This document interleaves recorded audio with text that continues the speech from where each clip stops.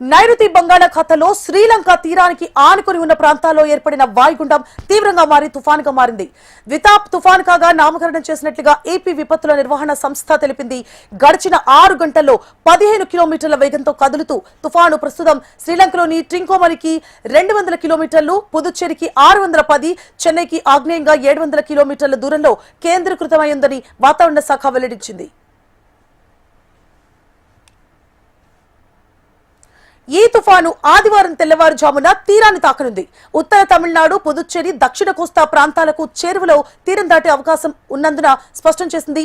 శని, ఆదివారాల్లో ఏపీలో భారీ నుంచి అతి భారీ వర్షాలు పడే అవకాశం ఉంది. ఇక తీర ప్రాంతాల్లో బలమైన గాలులు వీచే ప్రమాదం ఉందని, సముద్రం ఉగ్రరూపం దాల్చే అవకాశం ఉందని అధికారులు హెచ్చరించారు. ఏపీలోని అన్ని ఓడరేవుల్లో 2వ నెంబర్ ప్రమాద హెచ్చరిక జారీ చేశారు. మత్స్యకారులు చేపల వేటకు వెళ్లరాదని, తీర ప్రాంత ప్రజలు జాగ్రత్తలు పాటించాలని సూచించారు.